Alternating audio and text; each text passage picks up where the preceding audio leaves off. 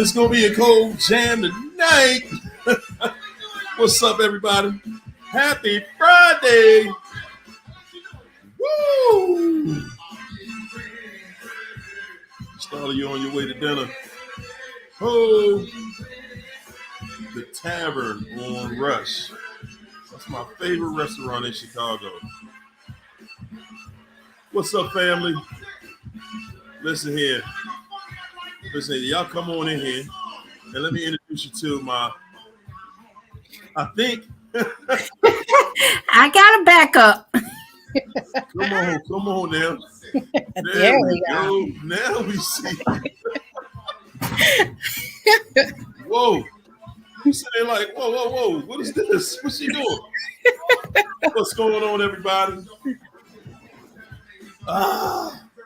Happy Friday.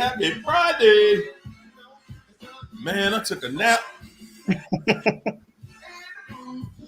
Yeah, it's that time for me. Excuse me. How you doing tonight, China? I'm exhausted. Man, we got the steel hammer up in here tonight. It's going down. What's up? Look out the window. TV came in tonight. First one through the door. Then the queen is here. What's up, Leandra? Andrea Davis. What's up, Rachel Wooten? Connie Barnes up in here. What's up, Connie? How y'all feel tonight, everybody? What's up, Kern? How you feeling? Oh. What's up, Daniel Pino? Y'all see, I'm struggling. I was struggling for a second there. Like, man. Oh, my goodness. But, man, we here. What's up, Brenard? How you feel, champ? Woo! Gloria Hampton. Everybody come on in and hit the like. What's up, Honeybee Lee? Reese Daniel. Lord. And like. Be Sexy 100. What's up, Aquarian? Where's I Bring Rhea? Where's she at tonight? Melanated Goddess. What's up, Jennifer? What's up, Merlin? How you doing, Merlin? Teddy Bear. What's up, Teddy? I'm getting ready. Yes, we are. Sig Thom in the house. Leonore Silva. Starla came through. What's up, Jennifer? Keisha Spady, country girl with grit. What's up, Lika? And all the family in South Africa. Yes, indeed. Miss Jones in here. Is that you, Peaches? Lovely Peaches. Thanks for that super chat, Miss Peaches. What's up, Alicia? Keisha Spady. Michaela. What's up, Josie Ferry? I got you, Starla. What's up, Kara Stone?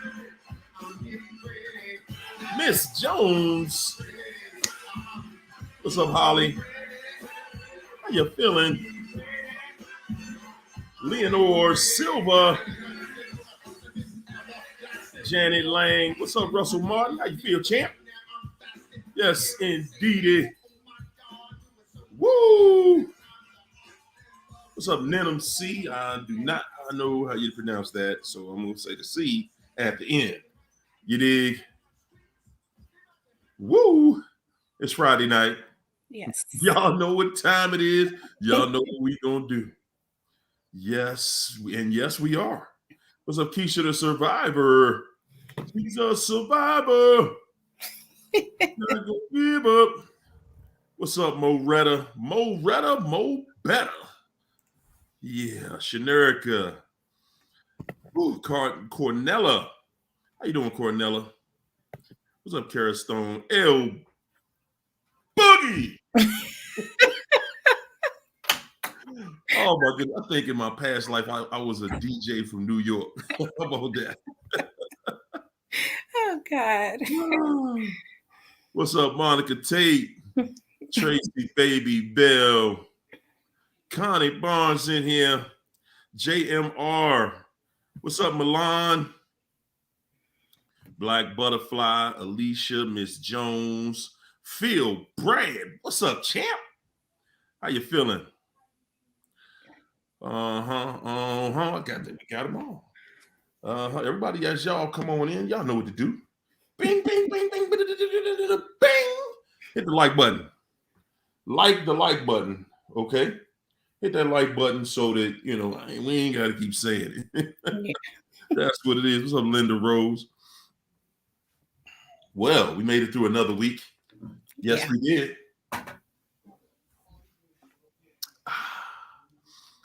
China, you sitting here tonight like you ready to just drop this hammer on them, you know. Lovely Peaches says we win, y'all. And that's what we gonna do. What up, though? What up, though? JBE. How you feel, champ? Looking out the window TV. I see ya. I see ya. Loving Life. What's up, Loving Life? Linda Rose. Yeah, Capricorn edition. So. Y'all ready to get this thing started? Y'all got your popcorn, your seatbelt on, your water or your Kool-Aid or whatever you drinking tonight? Huh? Your glass of wine? Y'all ready? Cause China, you know, she ready. She locked and loaded. She ready to get this thing started. They've been harassing her. Man. Lori Buckley, I see you. Yeah, we about to go ahead and run it. We're gonna go ahead and run this Boston on this Narc tonight. Yes, we are. Yes, we are. Because that's what we do. That's what we like to do. You know, it's fun. Ain't it kind of fun though? You know. Yeah. When you can make fun of your pain. Yeah. Adrian, what's up, Adrian? It's kind of fun, you know, because, and one thing about dealing with this topic is you don't want to bring on bad energy to yourself. What's up, Shamilia? You don't want to mock anybody because you see what's happening to the narc. At least most of us do. Yeah. But, you know, and I was talking to an actual friend of mine yesterday, and it was it's such a wild thing. I think during the pandemic, so many of us broke up, got divorces and everything, that we kind of like, you know, feel like brothers and sisters in that movement. You know what I'm saying? It was like, wow, did y'all made it through the pandemic? Nah, we ain't make it, man. Nah. You know, so it's like it's almost like we got something in common. And we were talking, right? We talking, and he was like, man, you know, however she's doing, you know, I ain't got no qualms. He's like, man, I just don't want no bad energy from that situation. Mm-hmm. You know, nothing. And I was like, yeah. And he was like, you know, he spoke, you know, real cautiously when he was speaking about her. And that's what I'm saying now. Like, yeah, I think a couple weeks ago, I got a wake up call to, of course, we're going to deliver the message, but, you know, we're going to deliver the message, but we're going to still try to be, we're not going to mock anybody. You know what I'm saying? We're not sitting there saying, yeah, how you do? What's up, Negan? Negan said, exorcism versus deliverance. Yeah, good luck with that. Either one of those. Good luck with that. What's up, Katy Perry? Woo, man. That's right. But, you know, I'm getting a lot of reminders that that are saying, hey, Mauricia, I'm getting a lot of reminders that are saying, just stick to the stay the course, because you don't want to get caught up in mocking them. You don't want to get caught up in that, because that's what they did to you. That's what that's why they are never coming out of that condition. That's why they are never coming out of that condition, because they thought it was funny. They thought that it was cute what they did to us. They sitting back, they were bragging. Oh my God, they were bragging. They think it's funny. It's entertainment. It's entertainment when the narc, when they dogging you and they dragging your name. Oh my man, it's entertainment. Yeah. And they gotta, they got a price for paying for that. They gotta pay a price for that. That ain't just free. We just free to, dog people. Life doesn't work like that. And the reason it doesn't work like that is because that's what keeps us in order. When you know that, oh wow, you know what? Let me lay back on this, because I don't want to bring this type of energy over there, because I see what's happening with so and so, and whoo, I don't want none of that. That's how I am right now. Melanated Goddess, thanks for that super chat. She said, I just found out I've been going through narc abuse for 17 years. Didn't know what was going on. God was giving me the words, but I wasn't paying attention. Can we just get a 1 in the chat for everybody that God was telling us, but we just wasn't listening? Can we get a 1 in the chat from everybody who wasn't listening? And we just, wow. And you know what else? It's something, because I was talking to another buddy of mine just last week, and we were talking about like this barber we used to go to, get our hair cut when we was in high school. And he was like, the guy, it was like back then, that's how you kind of learn about growing up. You know what I'm saying? As far as for young men, we would go to the barbershop, and, in the barbershop, that's kind of where you learn a little bit of everything, And he told us about that stuff. Yes, indeed. Yes, indeed. Without any further ado, we got Miss Breezy jumping in here with us tonight. Oh boy. Oh, hey guys. Breezy. Hey. Hey, what's going on? Huddle, what's going on? Hario, China, what's up? It's so good to see you guys. Good to see you. Oh, yes, indeed. Yes, indeed. It's a wonderful, wonderful, wonderful thing. Yes, it is.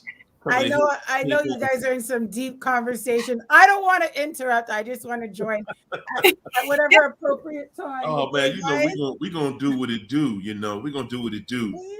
And tonight we are talking about, well, let's go to the topic. Topic for the narc tonight is the narc is with the new supply, doing the same thing, y'all. Yeah. Doing the same thing they was doing to you. Now, why did I choose that? Why do I keep choosing topics like that, right? Because it seems like no matter what stage we get to, for some reason we believe somehow after seeing yes, people who do wrong, get wrong, are done wrong. For some reason, we believe that the narc is somewhere in bliss, just have this incredible relationship, and they have gone on without us, and they are loving life, and it just looks peachy keen. yep. And That's part of the game, though. That is part of the game. They are motivated every day to make sure that you regret everything you did to get free from that narc. It's like, and the new supply thinks it's about them, but it's really about. So the new supply is like thinks that, but they don't realize that it's really about you and them trying to. That's why they always want to showcase the new supply, put the new supply on display with these fake pictures of them vacationing and like Bora Bora, not realizing the hell that they went through before they reach the island. In fact, right about now, a narc is being kicked off of the island, banned from the island. I put a post in the group today showing what it's like going on vacation with a narc, and it's a couple on the jet skis fighting on the jet ski, fighting on the jet ski, and then they holy crap. Oh my goodness, man. And you're right. Wow. That's exactly what they do. They want everybody. The new supply is like, oh no. They would they would me because I'm me, because I'm better than you. Yeah. I'm better than you. And don't hate, because I already know you're gonna be jealous and you're gonna be mad. Yeah. And what have you and what not. But oh well. And the thing is, okay, I'm gonna just say, I have a friend that's going through this whole narc thing too right now. They got ousted out of their home and all this type of stuff, and that narc put the new supply in under a week.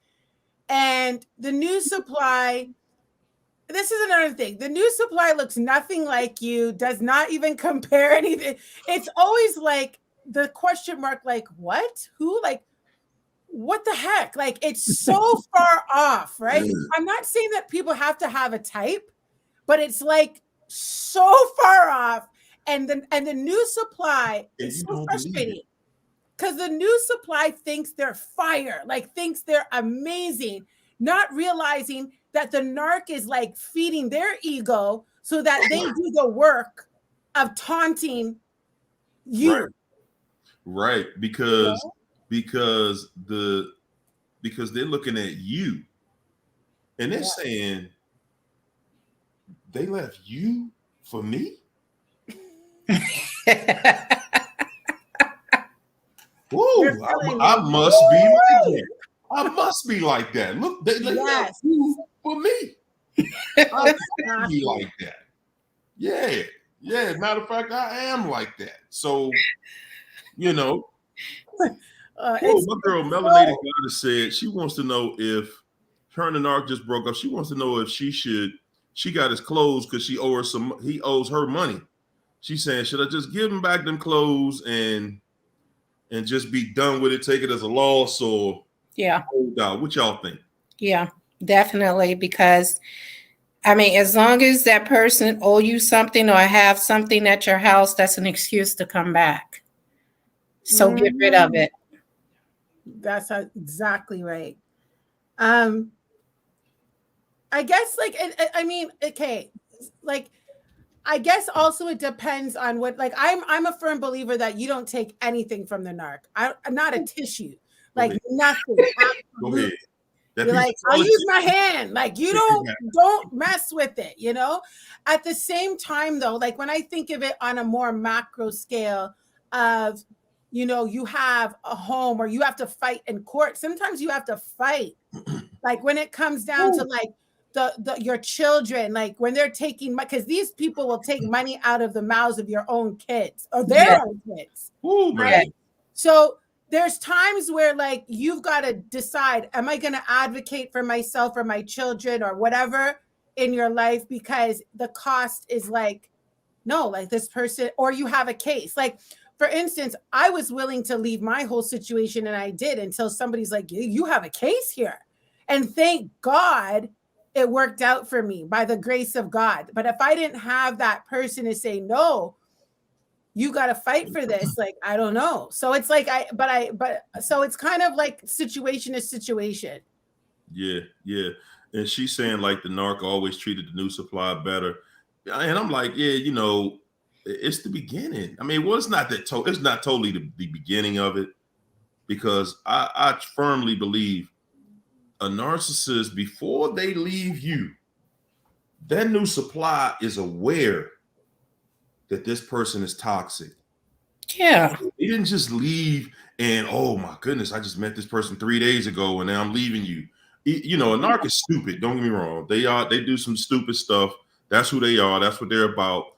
But they know that they cannot survive without using somebody. That's right. They know they can't survive without that.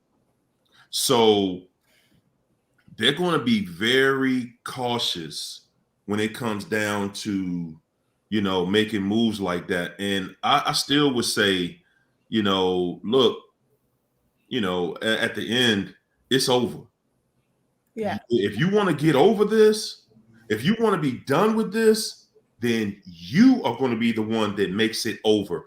A narc is not going to make it over. Never. That's right. They're always going to leave stuff around. It's going to be, yeah, my favorite pen. I left my favorite pen over there, and there's some ink in the drawer, and I had a piece of toilet paper underneath the sink. Yeah, my favorite toothpaste and toothbrush, and I got some of that dust in the dryer on that screen. That's mine, and I want it. And listen, because they know they got to come back. Yeah, they know they got to come back. They already know that, you know, like, hey, this ain't gonna work over here neither. Listen. The narc knows from the beginning. They do. I know I'm leaving you for somebody else, but that ain't gonna work either. Just sit tight. I'm gonna be back. It's guaranteed I'm gonna be back. Oh yeah. Yes. It's like a dog who urinates like in a space to, like, you know, mark his territory. Yes, and that's what the narc is doing. Like, it's definitely, you know, trying to leave. Sorry, my clicks fell up. Trying to leave their mark so that, you know, they'll have a reason to come back and say, listen, I left my stuff there. My stain, my stench is there. I left that piece of chewing gum under the bed and chewed on, but I want that back. You know, when my ex left, he left everything. He walked out with his work clothes on. He left everything, PlayStation 5 clothes, all the gym shoes, everything. You know what? I told you, I moved out and left all that stuff there for him to go get it. And he had to hear about it at court. I moved. Oh my goodness. And that's how they do it. You know, they see, this is the thing that really gets to you, because they do this big theatrical move and you no longer are good enough, and I done found somebody better than you, and I don't want you, and don't be jealous and don't hate. Yeah. But they won't give you that clean break. No. They will not give you closure, because a clean break is closure. Mm-hmm. You're not going to get that. You're not going to get no closure. They're not going to make it so that they have no reason to come back. Yeah. They know that the minute they leave, you are at that point going through the worst part of the situation. They haven't faced that yet. They haven't faced it yet. They're with somebody new, and see what what they're trying to do is push this energy over to this new person so that they're not missing you. Yeah. But the whole time they talking about you. Yep. Every single day. Every single day. And that's why I tell you guys, man, it's so important to not reach back. It's so important to cut them off, because if you know the narc, then you know they cannot function.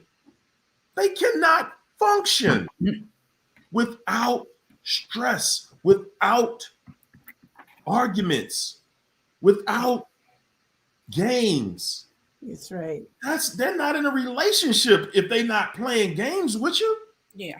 That's not even, listen, they got bored to death with you Yeah. Oh my God. because you weren't playing those games in the relationship. Yep. That is the most boring thing in the world to them. They're sitting there like, man, ain't nobody got time for this, man.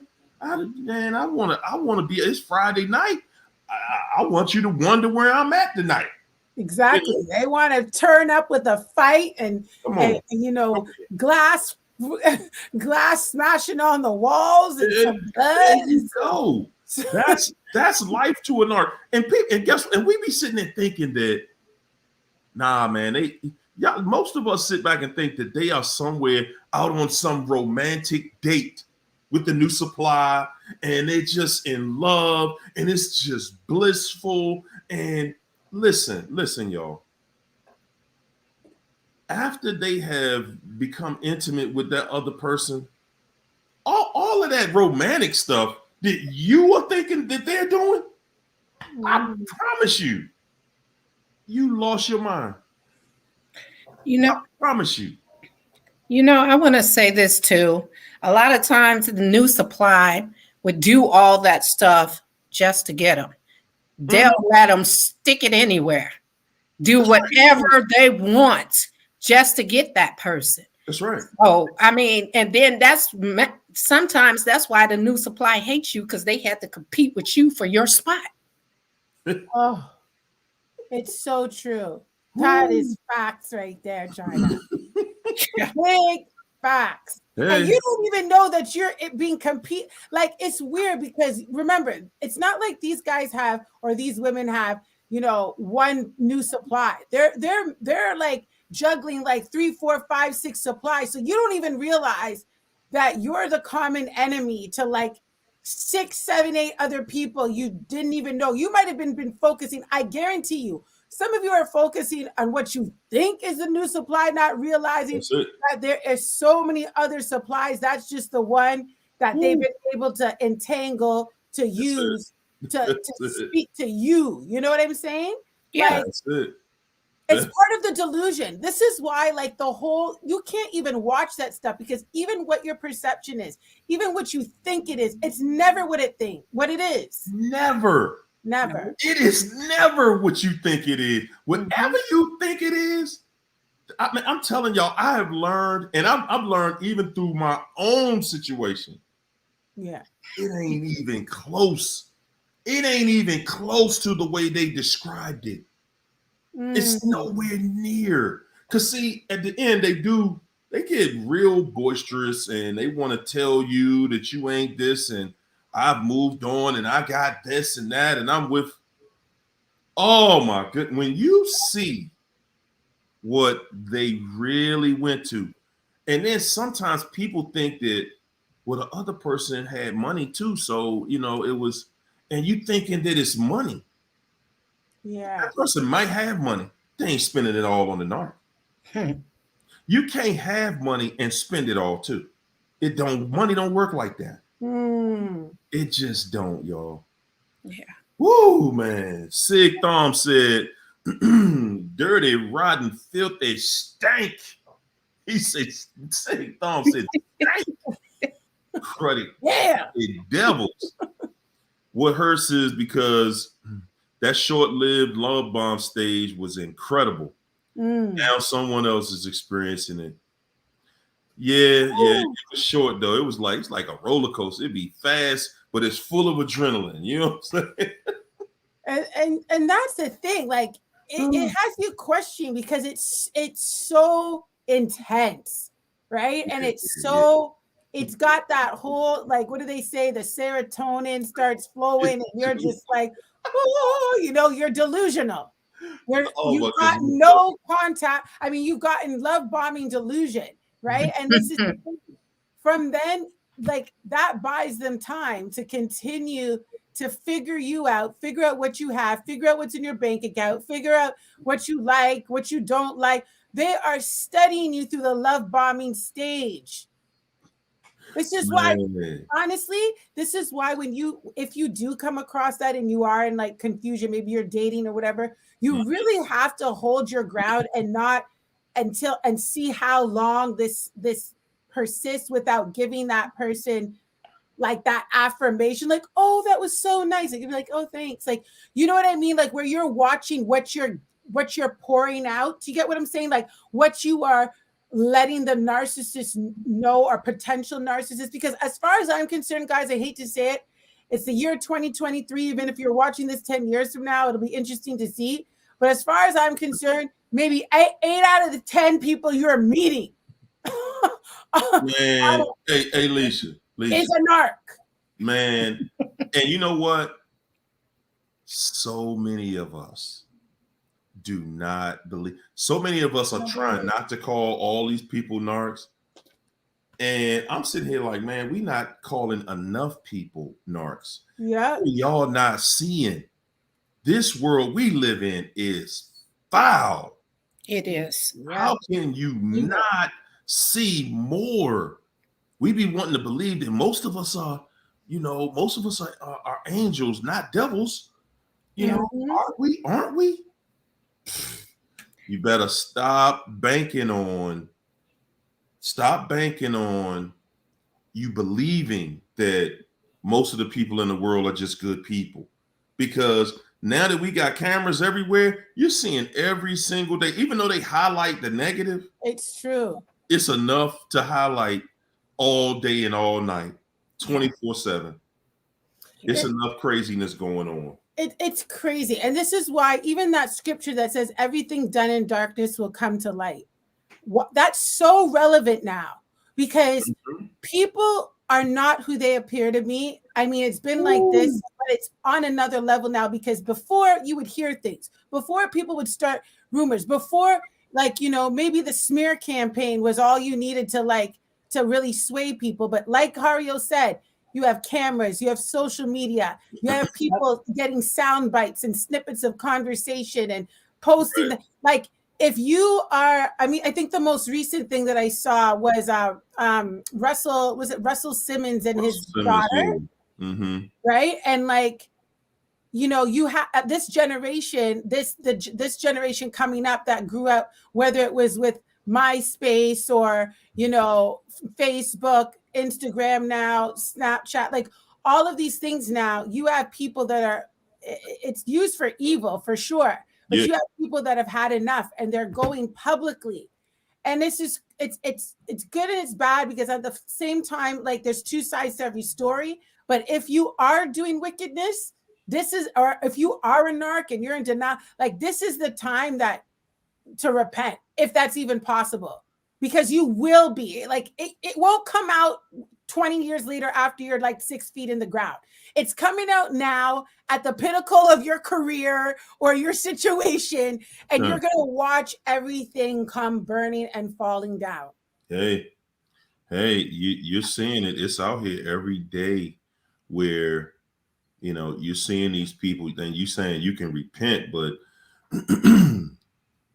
man, these devils ain't repent. They looking at you like you deserve what you got. Yeah. True. I want to say this before she leave. I'm not sure if she's still in here. I haven't seen her, but you shouted her out, Teddy Bear. She's in the group, and she's thinking about, taking a break from the videos and from the group because she's going through something. And I don't think it's a good idea. She says she has been thinking about her narc because his birthday is Monday, but she says she's been thinking about him a lot. And she kind of asked you a question, Hario, what is she going through? So I told her I would bring this up on here so you can answer that for her, because she wants to know, what is that? What is with that feeling? Thinking about that person, and Yeah, she's in that place where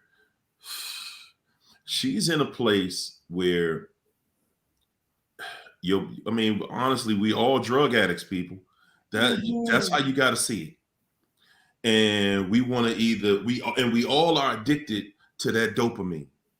We want to feel good, and she thinks that, well, his birthday is coming. And this is how we think when we're in a relationship with them.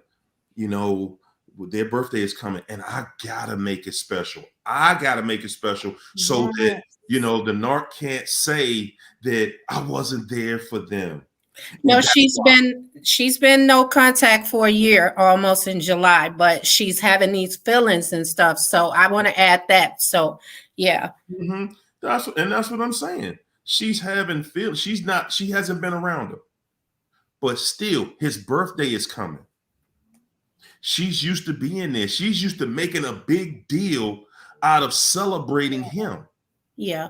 And for her to be thinking about this right here again, she's thinking like, well, maybe I was wrong.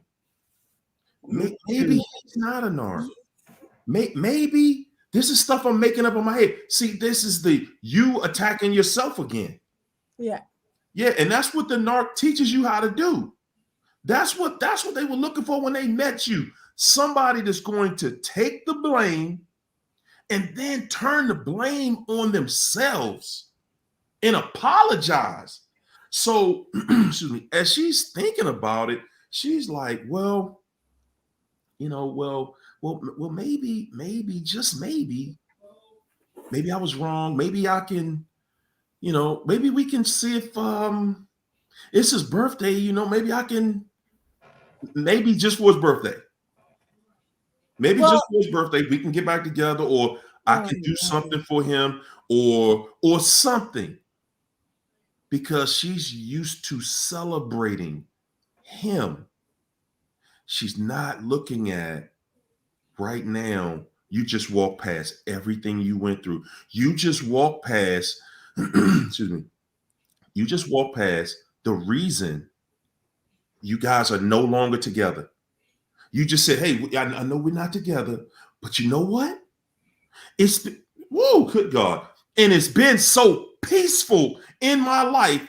While you were out, all I had was time to think. I haven't even realized I haven't been arguing with anybody. We're not arguing. So I ain't even mad at you no more. Because I done went a year without dealing with you. I ain't even mad at you no more because my life is now, things are falling into place. And when you are someone, when you get away from the narc, life starts to fall in place. Yeah, you're going to go through that initial situation because that's what the narc set up in your life. They set it up to detonate like it was a bomb going off when they left. Yeah. So now they're gone. Listen, everybody that has gotten away from the narc, we all start out like that. You got to find yourself. You got to get your life back together. But as soon as that happens, you start to get over this situation and you start to move forward and putting your life back into place. Wow. The next thing you know is you don't even notice. You're starting to feel better. You're starting to look better. And now you're thinking, well, maybe, you know, just maybe I was wrong. She's second guessing. And that's something we all do. You second guess. And you said, Hario, like where the person, like the narcissist has you repeating or carrying out the same type of behavior when they're not even around. So you doubted yourself and were confused when you're in the relationship.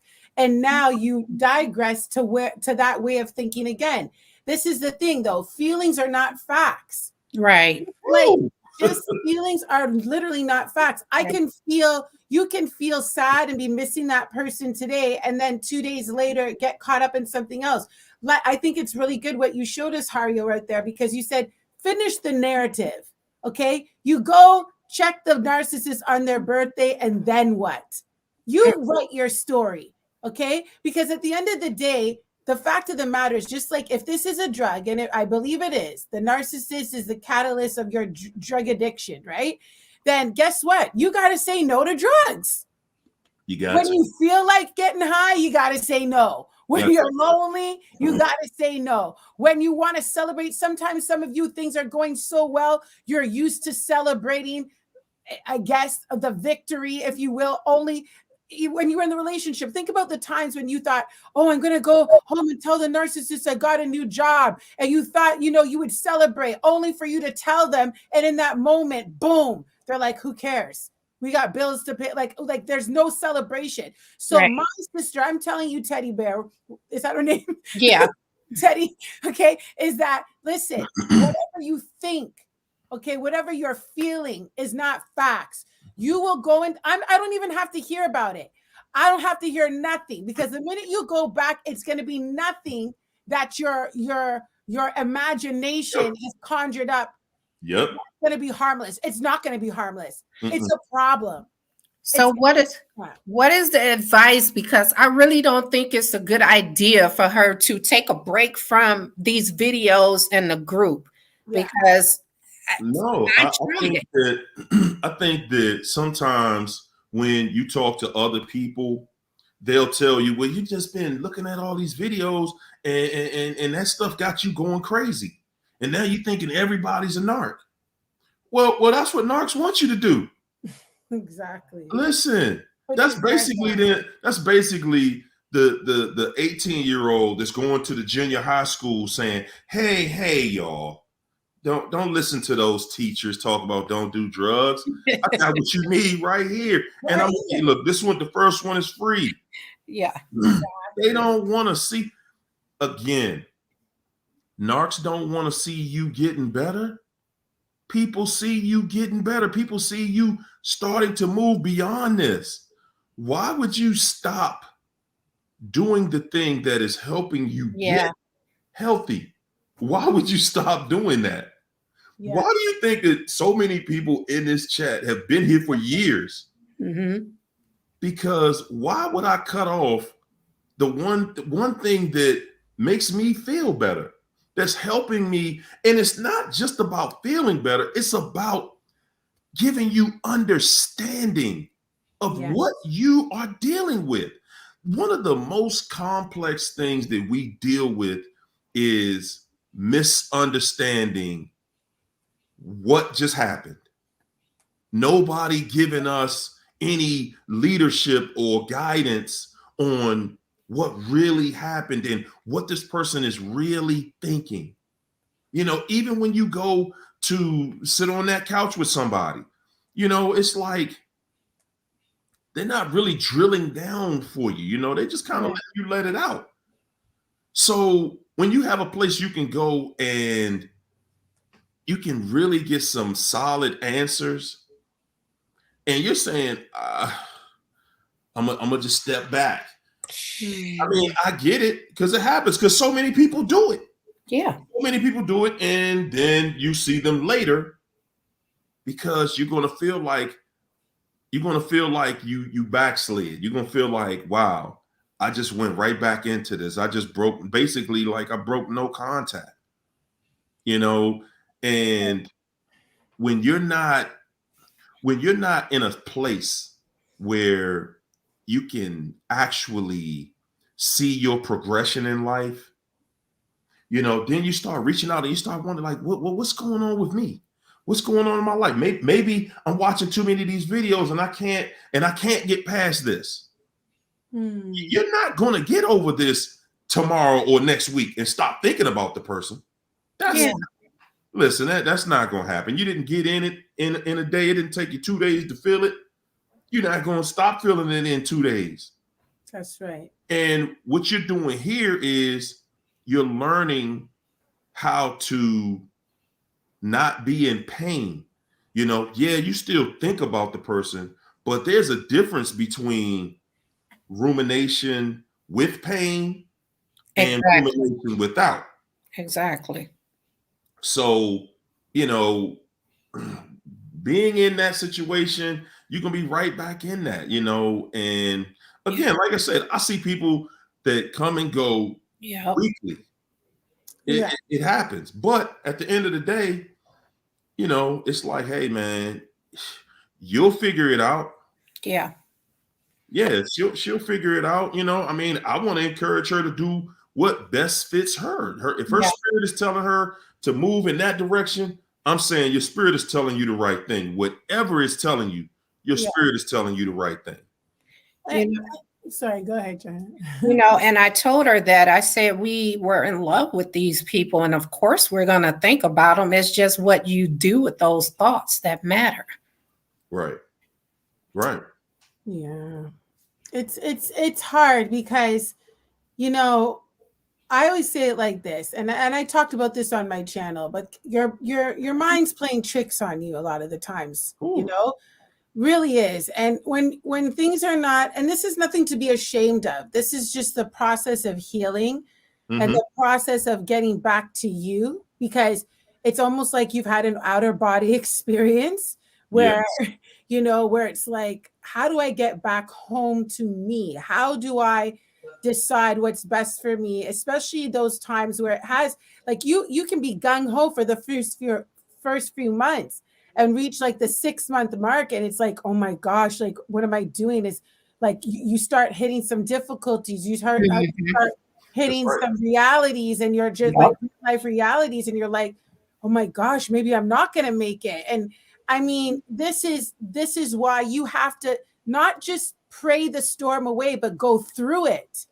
Because like Hario said, like, some of you have had to have, seriously, I remember I was going so strong, and then I broke, I can't remember even the situation that I broke no contact, and the anger I had with myself. Yes. I was panicked. I was like, all of a sudden, I was like, oh my gosh, all the work that I did. Like, I felt like I was almost spiraling out of control psychologically, because I'm like, I can't believe I did this. It almost like the fear of everything that I had established was gone. And excellent point. And if you're not careful, you can stay in that place. But thanks be to God, and I can only give it to him, is that I said, you know what, just like if you fell off the wagon, I was like, get back on, go no contact again, because some of you broke no contact, broke the Hoover, and right now you're watching this and the narc is in the next room and you're like, wow, two minutes. That's why I tell them, turn the TV up.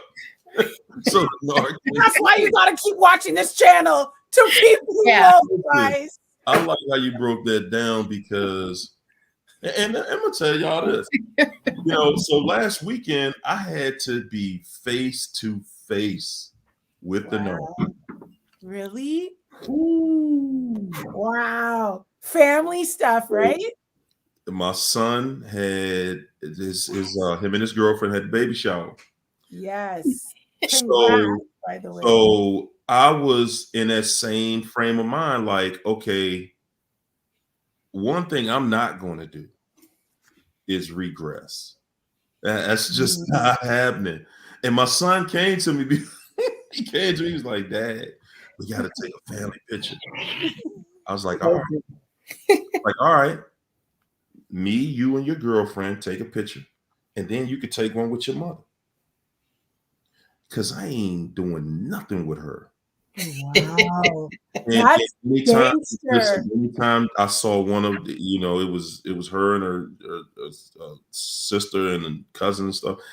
And I was like, man, anytime they walk in my direction, I'm turning my head, I'm looking to the sky, I'm walking past them.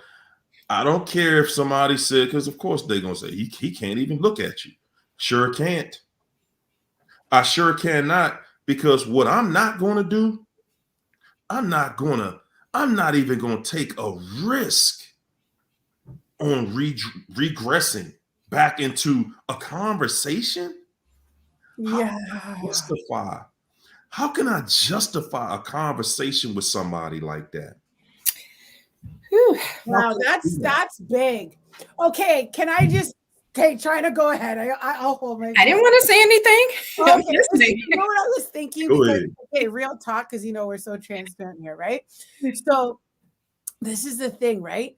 In a situation like that, you think that maybe for this, you're gonna take one for the family, like, I'm gonna get in that picture, or I'm gonna sit at the dinner table and you're gonna now perpetuate or play the role away and like just do what you're supposed to do, right? Right. But even in the simplicity of this, because I've been trapped in that years ago, where it's like, you get yourself into what you think is a harmless conversation, right? Like a normal, cordial conversation. To a narc, Right. you, it's like, hello, good evening, how are you?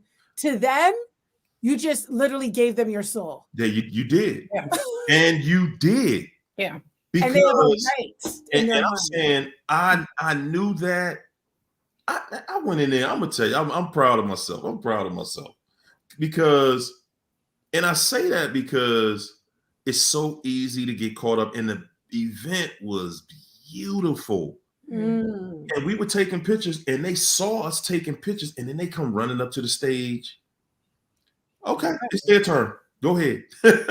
Right. Because I'm not going to be in that right there. I'm not going to be caught in any of that. You know, and like it was like one of them was standing, they would kept walking over to me to stand next to me and stuff. And it was like, where's the bathroom? Oh, where's the caterer? Let me walk over here to get something to eat. Let me go get something to drink. Let me walk out back of the facility if I need to, because I'm not talking to you. I'm not having no I want you to be able to leave here just exactly the way they left there. And you know what they were thinking? I'm gonna tell y'all what the narc thinks after they cannot make you even open up just a little bit. You know how you catch somebody looking at you out of the corner of your eye, and most of the time we look. Nah, I catch you out the corner of my eye. And I'm saying that to say, I want you to feel invisible. I want you to feel invisible. I want you to feel like that dude did not notice I was here. Oh yeah.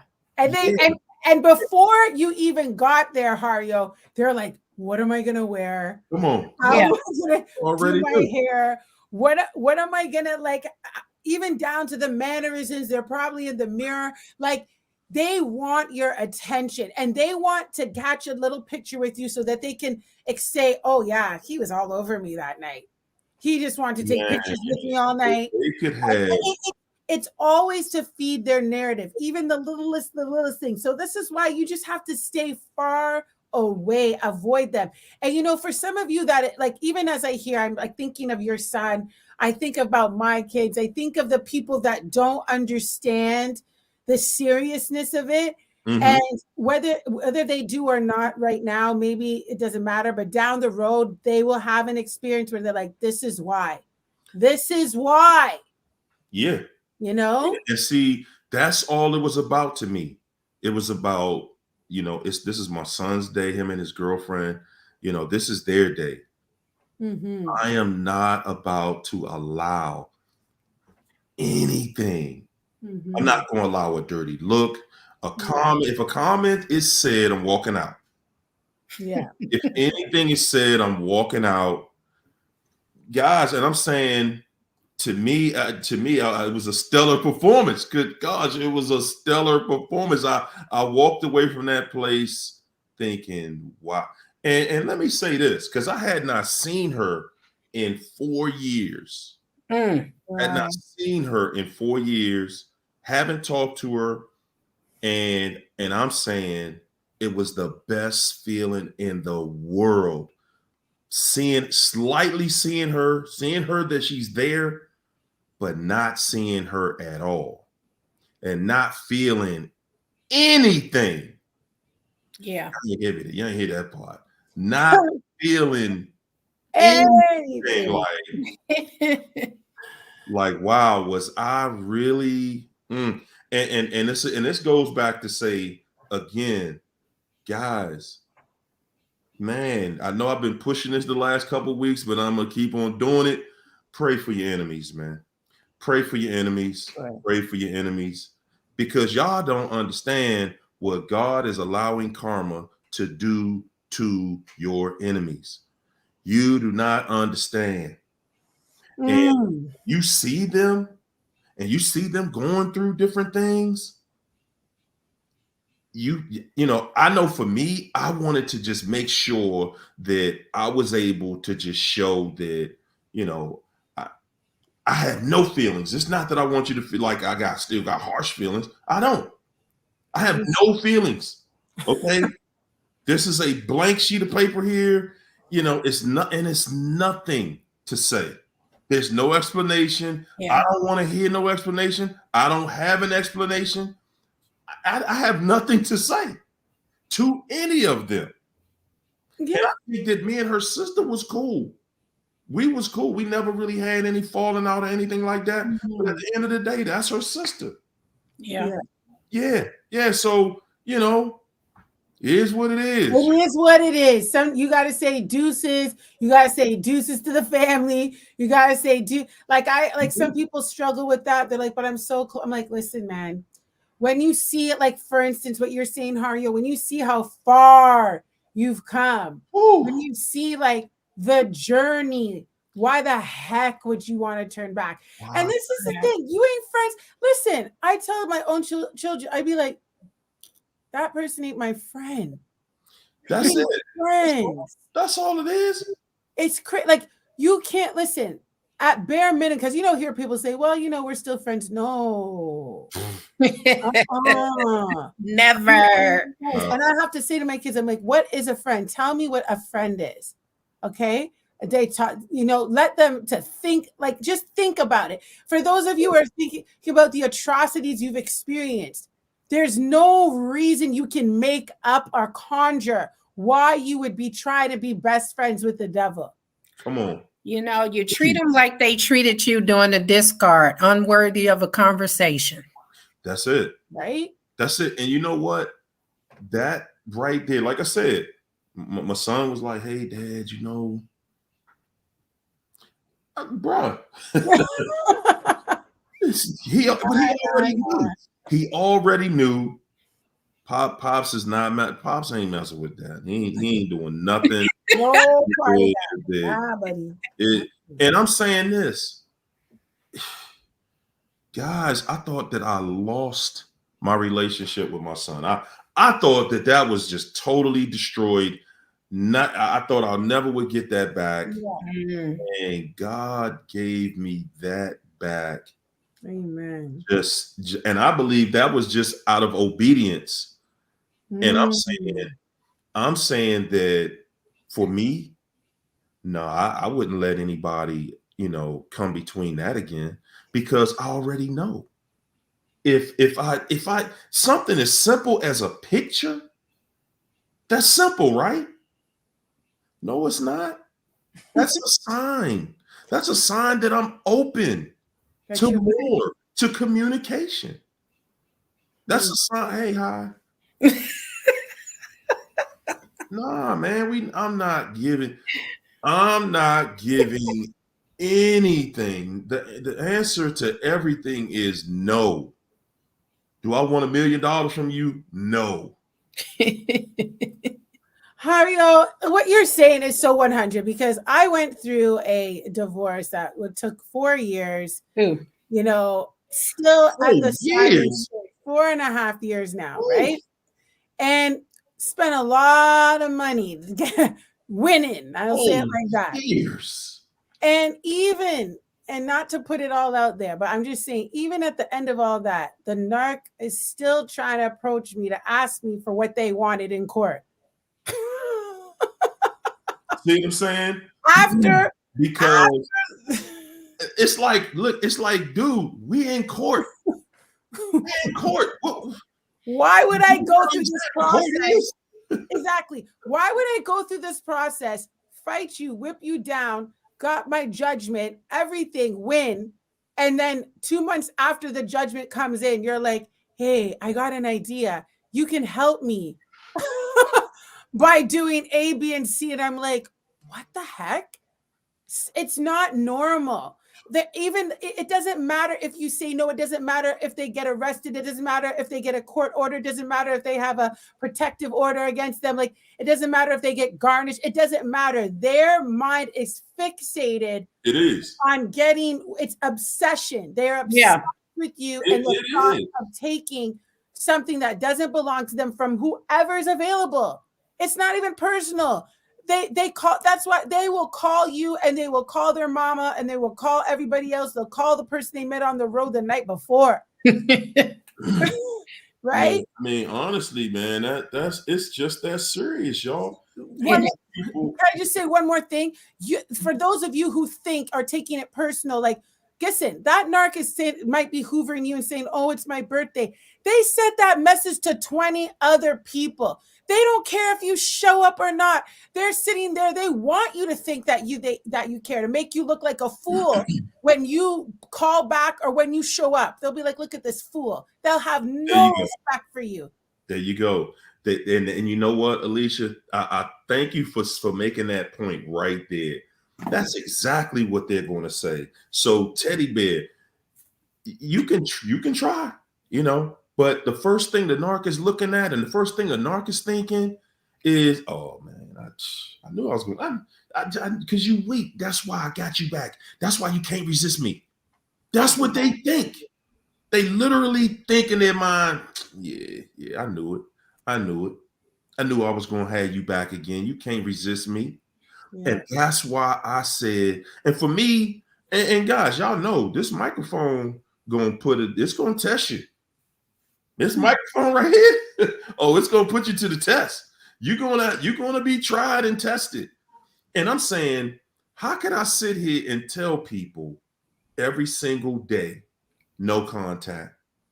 And yet I get in my own situation and I can't tell you what that looks like. How can you listen to somebody that's not living it? If I'm telling you to do this, I'm telling you for a reason, and I'm telling you that. but I'm saying this: you're going to grow. You're going to grow in this, and as you grow, you will see different elements. Right now, I've always said, "Hey, man, I ain't hoping nothing. I ain't wishing nothing bad on the narc, but I ain't wishing nothing good on the narc." Right now, I kind of do wish something good on the narc. You know what I'm saying? Because at the end of the day, I don't even want to see her down like that. I don't want to have nothing to do with her. You know what I'm saying? I ain't having nothing to do with her, but I really don't want to see her down because, guys, like I said, if somebody saw my ex at a stoplight begging for change, or out on the stroll somewhere with some lingerie on, they'd be like, "That's Hario's ex-wife." Oh my God. That don't make me feel good. I don't want to see nobody like that. And especially somebody that my child, that's their other parent. Yeah. I don't ever want to see anybody like that. And that's why I've been saying, man, we got to pray for your enemies. Yeah. Because your enemy don't know what they did to you. They don't understand that not only are they going to be punished, they're going to be punished for what they intended to do to you, what they was thinking about, how cruddy and dirty, how treacherous their thought process was when it came to how they're going to get over on you. That's what they're going to pay for. We only think they're going to pay for what they actually were able to do to us. Yeah. No. Yeah. No. They're going to get it all back. Yeah. They're definitely going to be held accountable. I think that's what it is. And the thing about it, I'm so glad you said that, because again, we're looking at it like what the narcissist did to us, but we don't know what they did to everybody from the very beginning of their existence. Yeah. You know what I'm saying? Yeah. And I don't think it's like a courtroom, in a courtroom when the judge brings a verdict or whatever, they bring the verdict and they do the sentencing for the crime that they got caught committing. But it doesn't speak about all the crimes that they got away with, right? There you go. There you go. So it's like, we see it all the time. We know certain people are pedophiles, murderers, all this stuff, but they're being tried for like 2 cases, right? Right. So this is the thing. The narcissist has a stack of offenses, they are criminal minded. So when we leave it to God now, we have to, because it's like, I don't know if they're going to be in the lowest portion of hell, or like, I don't Which really room they gonna be in? God does. They But gonna be in the kitchen or they gonna be in the bathroom? yeah, where are they gonna be at? Because I mean, is it the lower you go, the hotter it gets? Like, I don't know, but we gotta pray for them, because when we do that, we rid ourselves of that burden and that weight and that heaviness that the narcissist wants us to carry through life, like a big piece of baggage, carry-on luggage on your neck. And that's it. That's it. That's exactly what it is. When I'm saying pray for your enemy, that's what God told us to do. Pray for your enemy, because what I'm going to do to your enemy is not going to be pretty at all. You may not recognize them after this. Yeah. You may not recognize this person when I get finished with they hind pots. Okay. And you know what? We're too busy. This is my opinion. We're too busy wanting to see them get karma. But a lot of narcs don't even care about materialistic things. They can lose that and jump right into another relationship. All they care about is the body, not the things. That's it. And that's why they can easily destroy something and walk away from it, because they get the joy out of you losing it because you cared about it, not them. Whoa, man, wow. You just spoke right to everything that I went through. I did not care about what y'all lost. They looking at what you gonna lose. Yeah, that's all. They don't care what they lose, and that's why you don't see them investing into y'all situation the way you are going to invest in it. Yeah, you got to be the one that builds that home, that turns that place into a home, to give it character. And I'm saying that's on both sides. That's men and women. Yeah. You know, one thing I noticed about my ex, man, was I always notice when I go in different people's houses, like family pictures everywhere. That's big to me. You come in my house now, I got family pictures everywhere, because that makes it feel like home. And she was never into stuff like that. It was weird, man. Oh boy, but we made it through. The champ is here. We made it through, man. My girl, Autumn, thanks for the super chat, Autumn. Autumn said, got the keys to my new place, moving in tomorrow. Say, I miss you all. Haven't been on here in a while, but life is great. And I got a new person in my life. Woo! Hey, can we do a dance? Hey, you know, that's all I'm saying. That's all I'm saying. You know, keep on moving forward. Yeah. Life is about loving on you, man. That's right. L Boogie, thanks for the super chat. L Boogie says narcs are incapable of making sound decisions. What's y'all thoughts on that? My thought, it goes back to what I said about they don't care about losing things.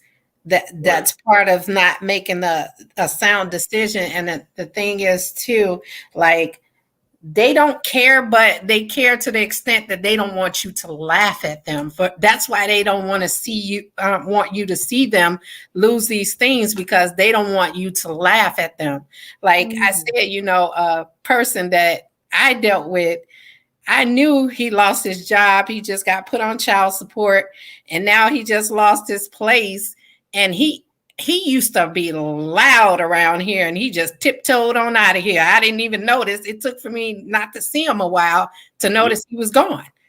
They make a lot of noise when they feel like they're on top, but they tiptoe out, you know, when they feel like, you know, they're down. And if you see them down, you're going to laugh.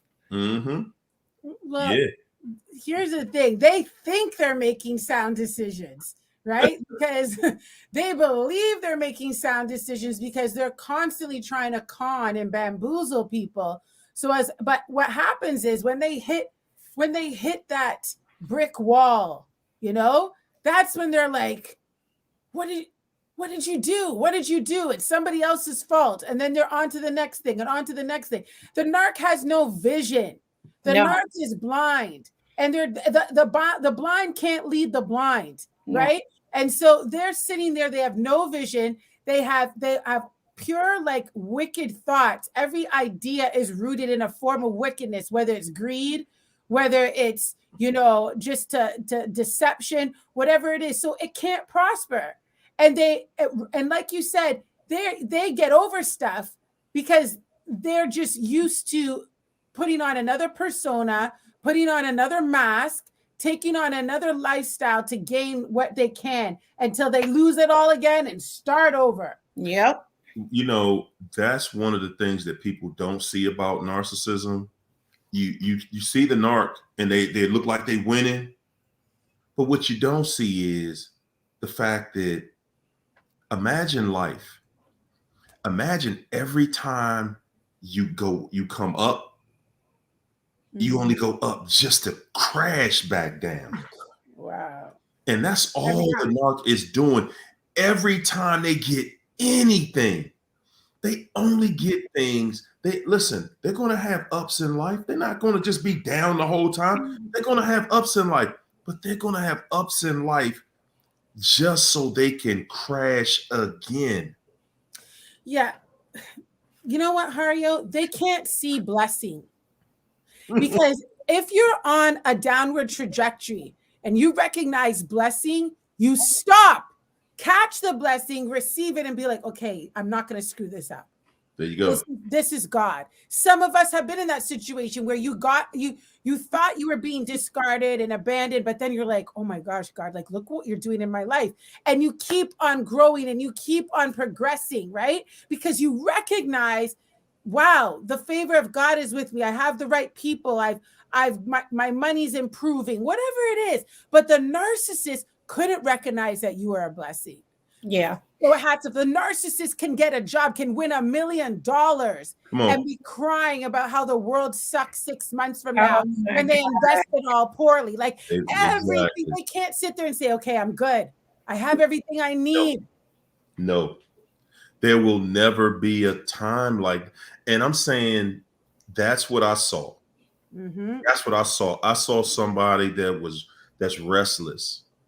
I saw a soul. I saw a person that for the rest of their life is always going to be searching, always going to be peeping in a room, wondering what's going on. See, a narc ain't never going to be content. No. They're never going to just be happy with this incredible person that they have with them, no matter who it is. So for all of you guys that are worried up about, wow, they just took and they never appreciated me, but they appreciate the new supply. No, they don't. No. Oh, but they're devoted to the new supply. No, they're not. Right. No, they're not. They only want you to think that. Yeah. No, they're not. They know no such word. Devotion. Yeah. What? Where they do that at? Hey, y'all.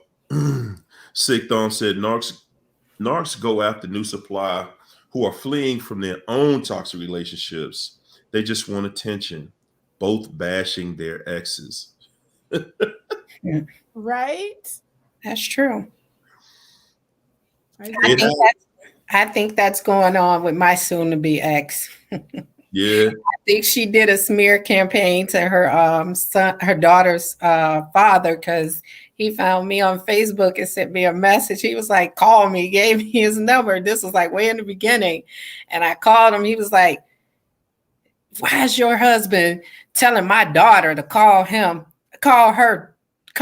dad? He was like, that's weird. He was like, is he a pedophile? So she probably put that in his head because, she went over there and told him that.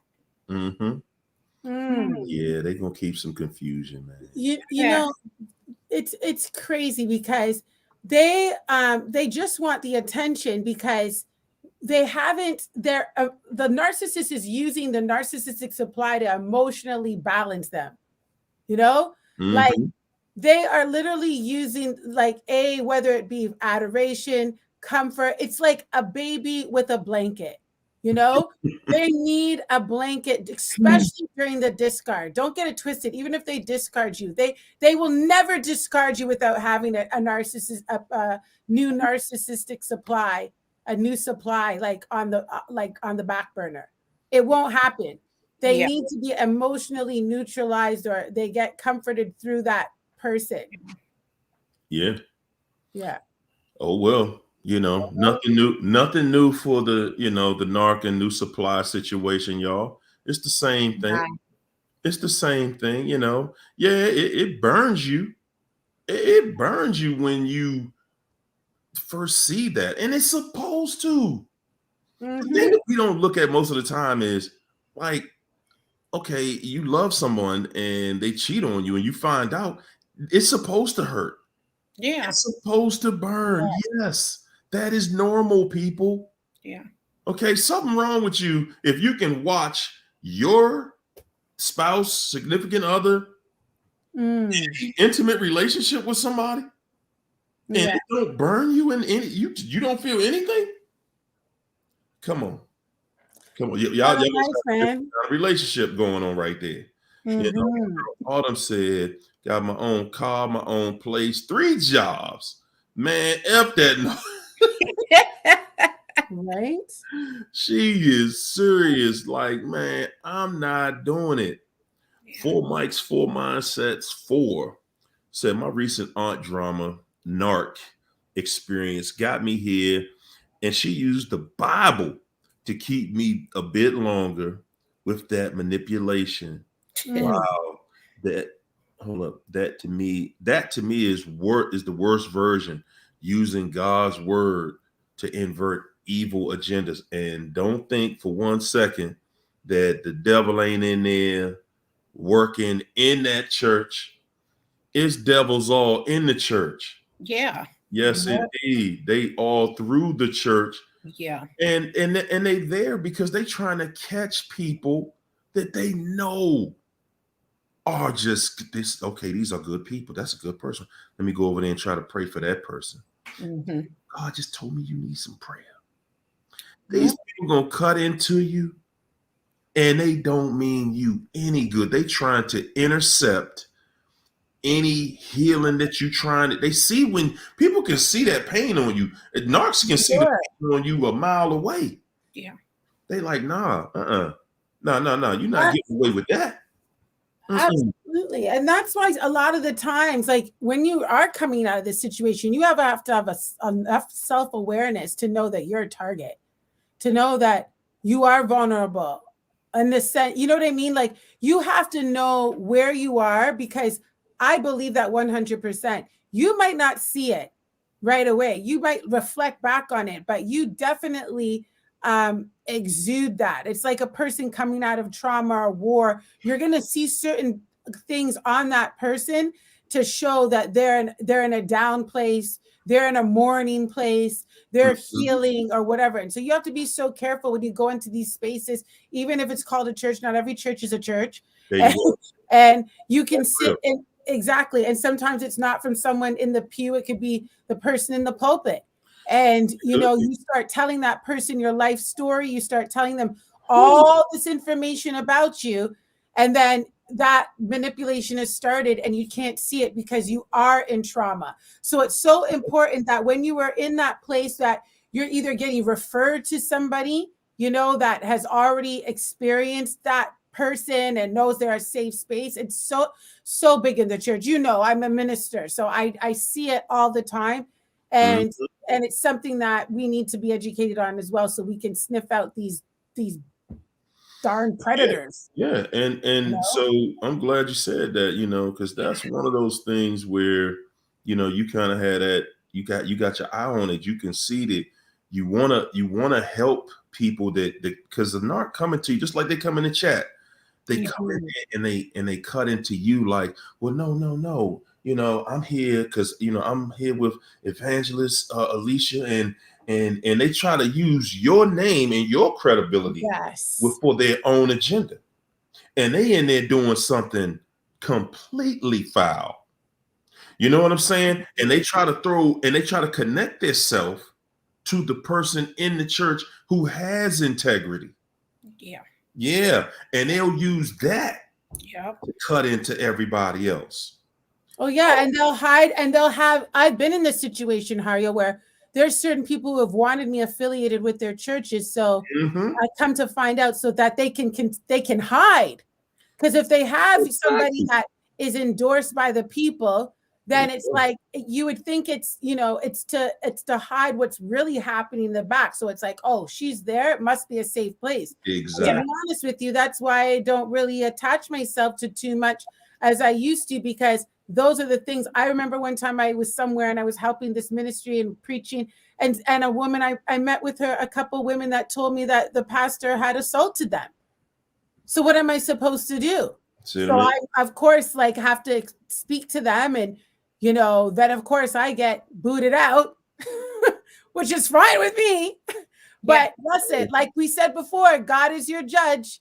Come on. Maybe you're not afraid of me, but be very afraid of him. You better.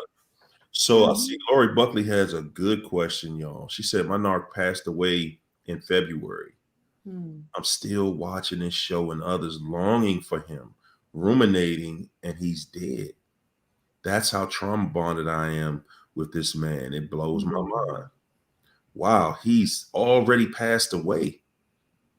And, you know, so now at this point, he's not even in a position where he could be abusive towards you.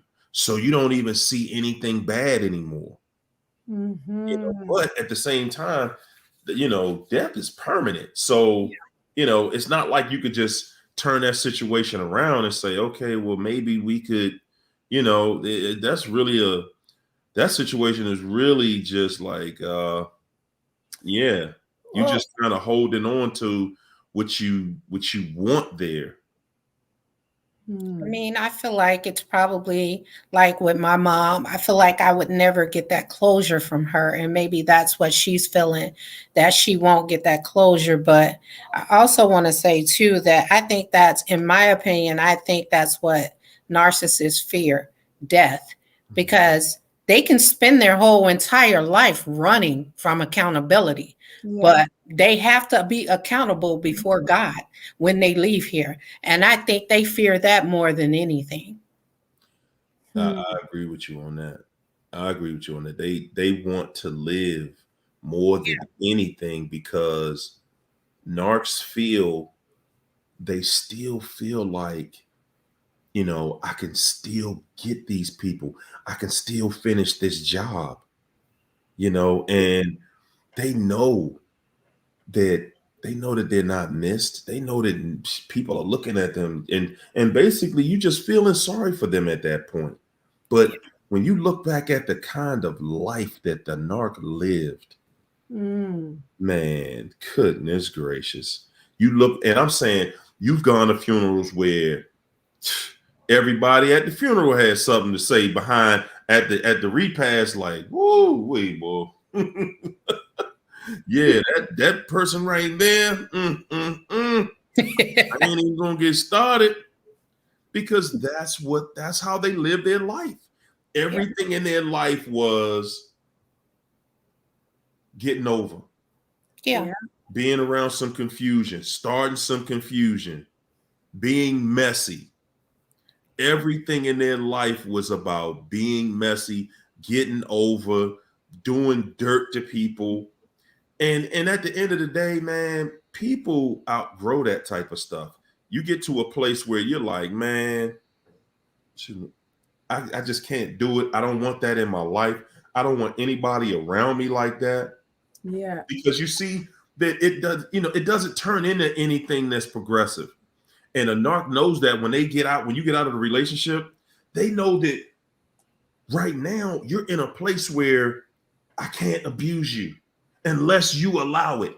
Yes. Yeah, I'm gonna leave some of my clothes over there, and you know, I'm gonna leave some signs here that, you know, I'm still, and that's part of why they still leave stuff at the place that you guys were at, because they want that constant reminder. Every time you see their clothes, their shoes, or their cologne or their perfume, whatever. Yeah. Every time you see it, you are reminded of them, that they used to be there. And nobody, I'm saying, nobody wants to live like that. And you know what? They stick you with a kid too, because they know that's for sure a foot in the door. You can throw away clothes and stuff, but you can't get rid of that kid. Come on. And my thing is, my son is named after his dad, but you know what? I can say his name and not even think of that man. That man does not exist to me. Good for you. Yeah. That's big. I feel the same way. I feel the same. When I see my son, I'm hanging with my son. Man, please. Listen, I'm keeping it right there. And I know that a lot of times that can be difficult. That can be a difficult thing to walk around and navigate around sometimes. When you, especially when you don't have you didn't have a relationship with that person that was really that toxic. See, for me, it's easy because I was in some toxic, man. It was toxic. It was really bad. But I'm saying that once you get to that place where you have you've taken that out of your mind, you have emptied that person from your vessel. Yeah, you still may have thoughts of that person from time to time, but at the end of the day, that person is gone and your life has moved forward. Don't get caught up, trying to go back and, we can be friends now. I feel like I'm cured, I'm healed, so I don't have to talk to that person. I'm saying I feel I'm healed, but I still have enough respect for this process. Yeah. No contact. Yeah. I still have enough respect for for how crafty that devil is.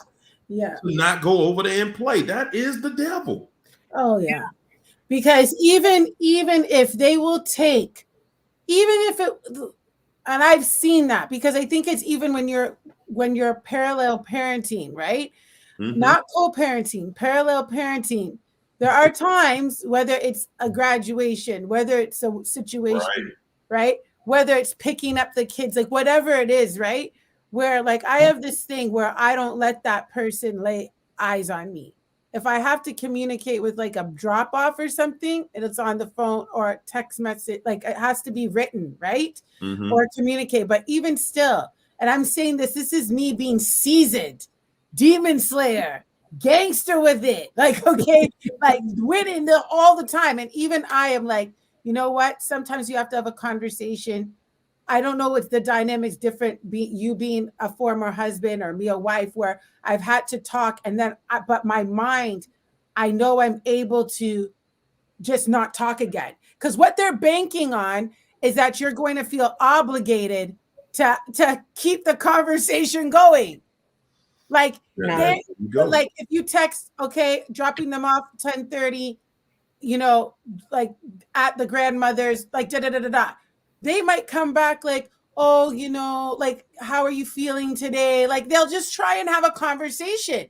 Mm-hmm. And if you're not careful, you might feel like obligated. I don't know if that's just a woman thing. No, you're saying it right. Right? I'm saying like that obligation because, you're civil, and you're thinking, am I going too harsh? But no, like you got to respect the process, I don't know about you, but those first weeks in, I was dying. Like, I'm like, I can't sleep. I'm crying. Like, it's crazy because they don't know that. They don't know what's going on. Just the same way you don't always know what's going on. But when they think they can talk to you, oh my gosh, it stimulates all this crazy in their brain. Mm-hmm. And that's how you invite some problems back into your life. Yeah. Yeah, you said that perfectly, because that is how you feel, and that's why you got to stay away, because the narcissist knows you're a good person with a good heart. You're only going to be upset for a little while, and then I'll be able to manipulate you again. Yes. That's how they look at us. They look at us like, I'll be able to manipulate you again later. Right now, you're just mad. You're not, but I know you. You're not going to hold that for long. Yeah, that's what they're thinking. You're just not going to do it. You're going to continue to shine in life and keep moving forward. Yeah. Sick Dom said, the opposite of love is indifference, not hate. Okay. Indifference. What does indifference mean? Let me look up the meaning of indifference because I never really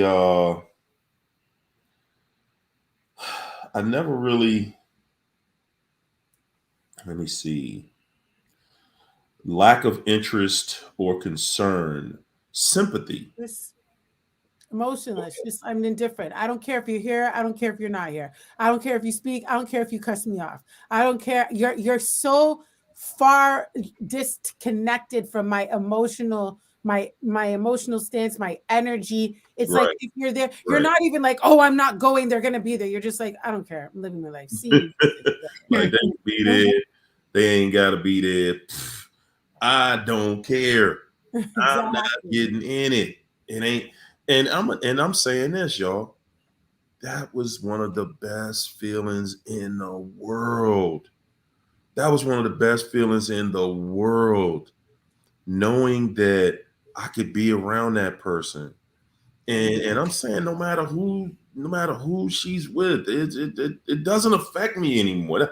That, my friends, that was worth its weight in gold. I'm gonna tell y'all that. It was an incredible feeling because one thing, especially with somebody you haven't seen in years, you don't know what to expect. But I was expecting anything to happen. And I was just like, hey, you know what? No matter what happens, I can't control what other people do. Yeah. But I can control me. Exactly. I can control walking away. I control looking away. I control not speaking. And that was the best engagement that her and I have had, I think, thus far. Right? Because you were exactly that, indifferent. There's no emotions, and therefore, and that's the best thing because that's what's going to make you boring to the narcissist. Exactly. Yeah, I disagree because I've been there. I've done the indifference thing, and this sucker won't stop watching my Facebook page. It's like, go away already. It's been a year and a half. Just go. You know but what? That ain't long enough. That ain't long enough, China. They not just what you just think is right. You done, he done. Man, I went dark. I disappeared. Kicked the radar. Hey. Do you think that my ex don't still watch me? All the time. Hi. Come on. Probably watching right now somewhere, throwing X's and everything at me. That's the thing, right? They put it this way. Let's say it like this, because I agree, China, as you said that. It's like they think they're not going to ever let go of you. But the power, like you said, Hario, is in you. It's like for you to be like, they're here, they're not there. It is what it is. Because they are just constantly trying to figure out how they can get their fix from you. Let them figure it out. Let them stay up all night trying to, psychoanalyze you, even though you haven't spoken to them for 5 years. They're thinking of a conversation they had with you. You don't think they're ruminating? They're ruminating too. Day. Every day the narcissist is ruminating. And guess what? The narcissist doesn't know what to do about it. That's why that's why they don't have any issue talking to you, reaching out to you. That's why the narc always comes back, because now the narc wants some questions answered, because they like, wow, I'm feeling this over here. I'm feeling this freezing. And what's going on? Why are you not feeling it? If you really love me, why you ain't going through it? Mine, he know I'm not approachable. And I said in court when I went for my protective order, I told the courts, I said, I'm begging you guys for this. I'm begging for help because this is my cry for help because this man is a danger to me. And, the courts did not give me the protective order. I said, I just want you guys to know that I know I'm going to see him on the streets and that I do have to co-parent with him. But he is not to come within my personal space because I will defend myself by any means. Ooh, you said that. You said that real. I felt like got me scared over there. Like, all right, okay. I ain't say nothing. Good mugger. Lika, how you doing? Thanks for the super chat, Lika. Lika said, my narc, soon to be ex-husband, sold his house and moved to the coast lately. Okay, so Lika's in South Africa. Hey, One of his Lika. supplies was his neighbor. Wow. That bag is also empty now. No wonder he sold and moved. All is still shocking to me. It's nothing to be shocked about. It's nothing to be shocked about. You know what, guys? You know what you should be shocked about? Finding out that your narc wasn't sleeping with one of the neighbors around where you live at. That should be shocking to you. Yeah. Right? Because they into everything. Sleeping with everybody. Soccer moms. They are with into the baker. The bank teller down the street. Yes. The Focus cleaning on Life lady. 2024 said, how do narcs care so much about their image, yet behind closed doors, they are toxic? They don't have an issue with being complete frauds. Nope. So, wow, that is an excellent question. I'm going to start it out. Well, the image, remember, that's outside image. That's the only thing that a narc cares about is outside. The inside, behind closed doors, that's where they do their torment. So no, you're not going to have a situation with a narc where they behind closed doors and they care about what it looks like back there. No, that's where they're doing their most damage. They want they care about the outside image because that's how they trap people. That's how they trick people. When you see their image, wow, they look like a normal person. They kind of good looking. They look like, wow, look at them. Look like a family person to me, a traditional family person. They talk like that, right? But that is not what they are about. That's not who they are. Once you have gotten to know them for a little bit, yeah, behind closed doors, that's gonna be your worst nightmare right there, behind them closed doors. What say you, ladies?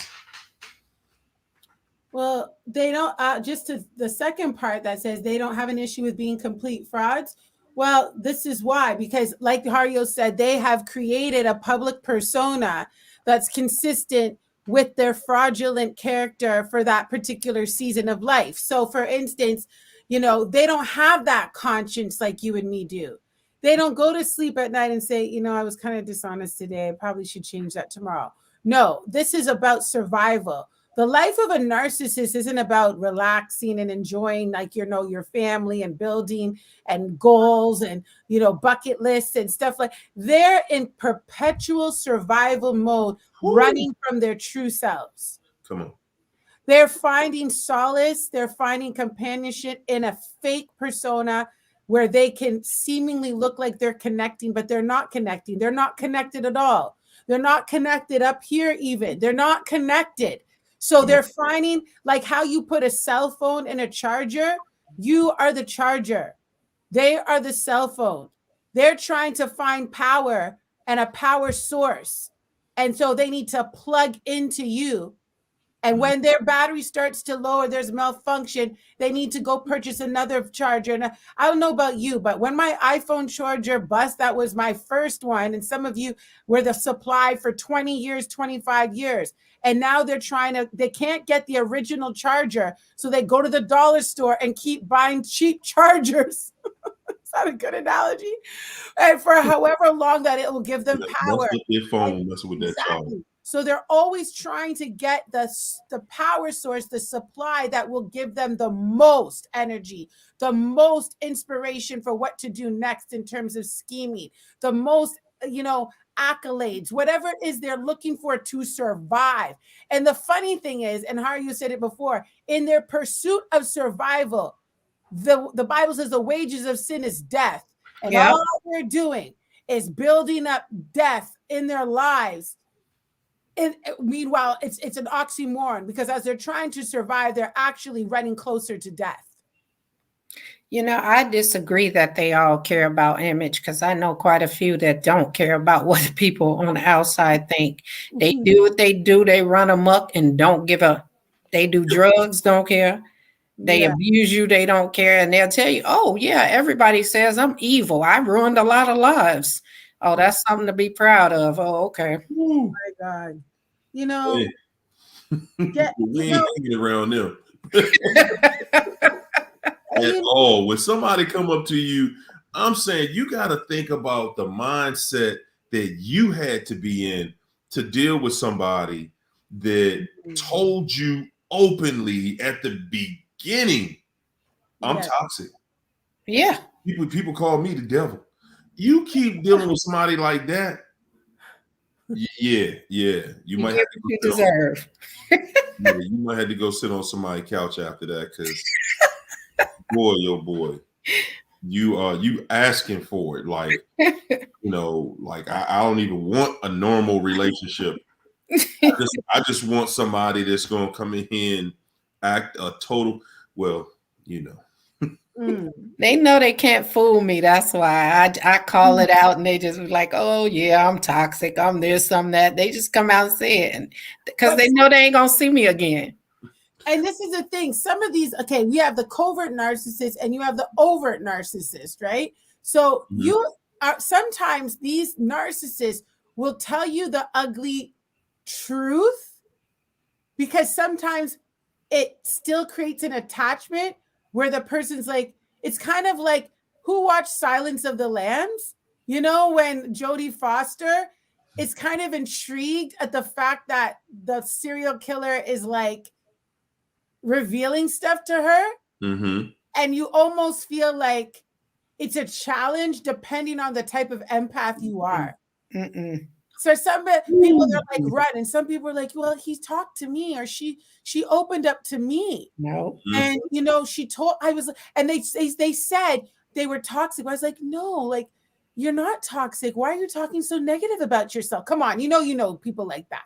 Yeah. I know people like that, where I'm like, this person told you they have a problem, yet you're still thinking you can save them. They reeled you in with that, or they're trying to create attachments based on your trauma. So it's like, oh, that happened to me too. Yeah, I used to do that to people too. I used to sleep around too. Like, whatever it is, there's if a narc is a narc, whatever way they're gonna come in, whether it's covertly, overtly, it doesn't change that their thoughts towards you are wicked and they're trying to use you they can, Yeah. Hey, that you're right about that. Let me see. Eric J. Ford, thanks for that super chat. Lori Buckley has a question. She wants to know, how does a person, I'm thinking you're saying beat a soul tie, but you spelled it funny. Break a soul tie. Oh, break a soul tie. Okay. Yeah. Got you. How does someone break a soul tie? So, Lori, again, you can't look at it as something that's physical. This is spiritual, and that's why I don't use that kind of language. See, we were talking about that on Wednesday night.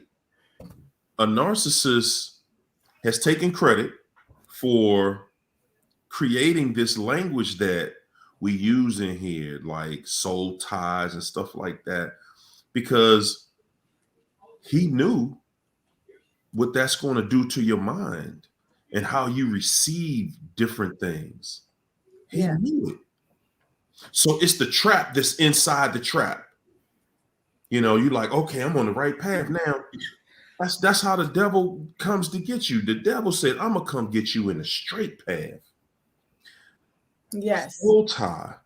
You feel like you tied to that person's soul, and you're not. You're not. You gave that person all you could give them. It's time to give yourself closure. Give yourself the closure that you need, because that's all you were going to get anyway. You were not going to get closure while he was living, or he would have gave it to you. You know, I want to say, I think that it's hard to break a soul tie because you're connected to every soul that narcissist is connected to. And they got so many bodies, so many bodies. And I think the only way is through God. Come on. That's what I think. And why you think we be so beat down and so weighed down when they done with us? We got all that, the weight of those demons and those souls on us, and we fighting and can't get it off. That's why I continue afterwards. You know what, China? That really sounds like the feeling you have when you're going through that narcissism, and while you're with them at the end, and it's all this pressure on you, and you just can't really knock that feeling. Yeah. It's like all of that stuff is weighed down on you, and you like, man, how do I get from under this? Yeah. You see, the soul tie is designed to really make you powerless, right? And subject to somebody else's soul. Okay. And we're not taught, it's like lying up, instead of thinking about lying up under somebody, you're lying up under somebody's soul oppressed. Okay. And the thing about it is, and for those of you who don't know, like that my channel, and please subscribe to it if you haven't already, I talk about narcissism and God, and me and Hari have been working together, praise Jesus, for about a year. And this is a process of healing and deliverance. And I'm not going to go into it in depth right now, but there's lots of videos on my channel. I'm probably going to do another video really breaking this down. But like, for instance, I'm just going to give an example, right? Whatever, a soul tie has to be broken by replacing old thoughts, ruminating, memories, trauma, triggers with words of life. And I would say the word of God. Okay. Why? Because the word of God is truth. And what keeps a person's soul tied is believing lies as truth. Right? When you believe a lie is a truth, that's what binds you, right? But the deception is there, but you haven't necessarily seen it. So, or you haven't addressed it, or you're in denial of it. And so this is why the book of Proverbs 22 says, make no friendship with a man given to anger, nor go with a wrathful man, lest you learn his ways and entangle yourself in a snare. The narcissist, think about a person who's never forgiven, never given grace, never given mercy. By the time you meet that person, maybe as an adult or maybe not, they have already had almost a disposition of anger, resentment, jealousy, on pride on an extreme level, like not no normal offense, like Lucifer. If you think of the devil, Lucifer was angry that God was God. So now, if that they secretly despise you, but then they sleep with you. Now think of when two people are equally yoked or in love. Love begets love, passion, empathy. You start to feel more love when you sleep with that person, correct? That's what a marriage, with union, you become one flesh. But now when you get together entangled with an angry spirit, and then you wonder why you're feeling trauma, while you're feeling fear and anxiety, when you're supposed to be feeling wholeness and peace. You have stepped into a spiritual place that you have not been equipped for, because you were never designed to become one with a narcissist. I could go on because I feel the fire of God already. But I'm here to tell you that God does want you to get free of that. But guess what? It's not going to be with earthly things. It's not going to be with, earthly methodologies. It can only be by the Spirit of the living God. So make sure you stay on these broadcasts, because these are the things that we're dropping nuggets from heaven. Make sure you subscribe to even my channel, not because this is a shameless plug, but because that's what I've been called to do. Say it to him loud. Say it to him, Alicia. Yes. Gold and silver conquistador said the DMS-6 labels all cluster B personality disorders under one noun. Personality disorder, that's psychos, BPD, NPD, histrionic, all of them, because they fluctuate through all. So a narc is going to go through all of that. Yeah. Mm. Yeah. Yeah, it's going to, you dealing with a psycho, you're dealing with someone who's bipolar, you're dealing with somebody that's just going to do anything and everything at any time.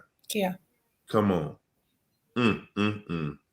You know, I'm not really into that science aspect of it because, like, I did a little research and, you know, I look back into slavery Mhm. and I tried to do some research and find if they found that any of these slave owners were narcissists, had mental disorders or anything, and I couldn't find that. And these people were sadistic, and everything they did to slaves is how the narcissists think.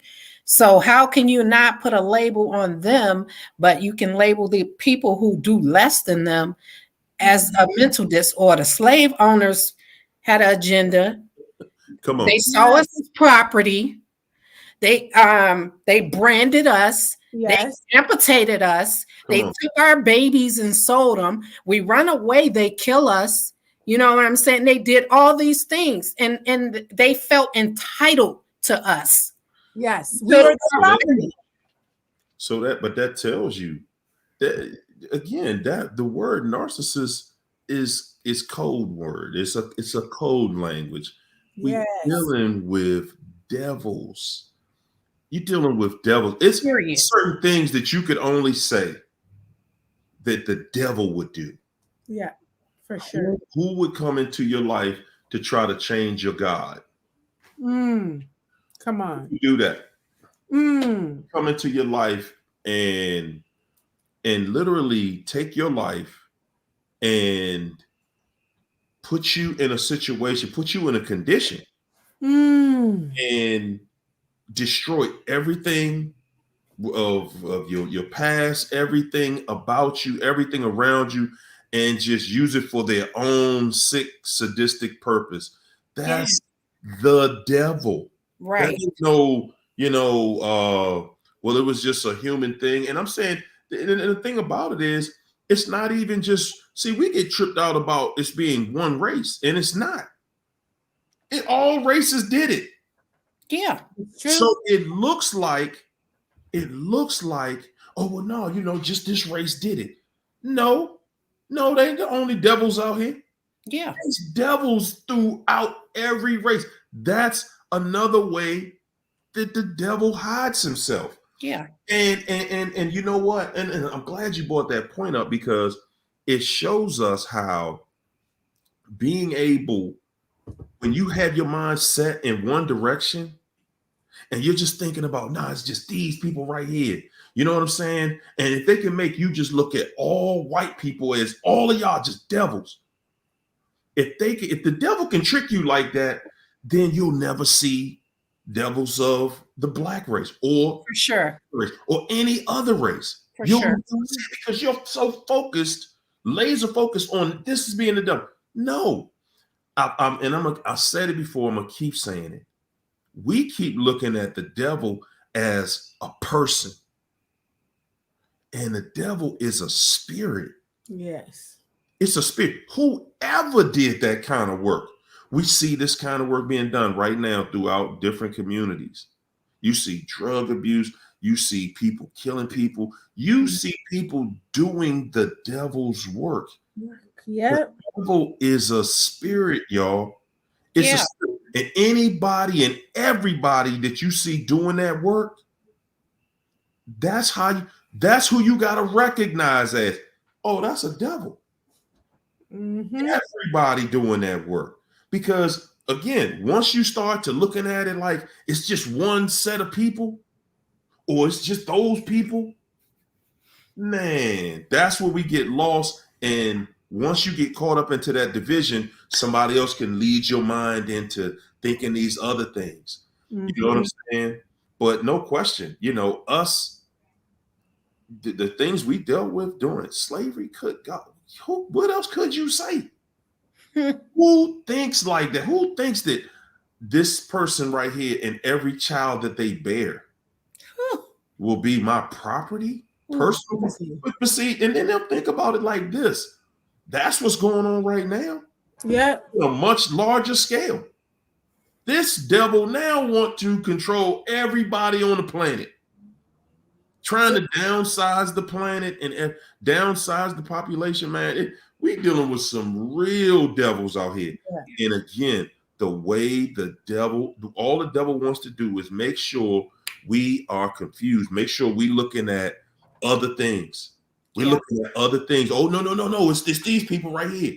Oh, it's these little youngins right now. They gun toting, they killing each other. They the devils now. The devil is all about creating confusion to keep you off his track. Because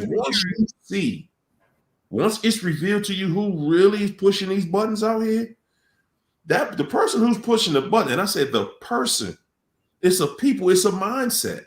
Yeah. That works in unity. Exactly. You go to any country on the planet, you don't have the same things happening, but you do have the same level. You got that black market in every country. Yeah. Mm-hmm. You got those things going on behind closed doors that nobody wants you to see. So, we got a little bit of that stuff going on everywhere, man. And you know what? In China, for real, that was a excellent point that, how could you even see people like that? Not only the slave owner, but the person who sold the slaves to the slave owner. Like, how you gonna do your own people like that? Like, come on, Joe, for real? Yeah, that's how we rolling.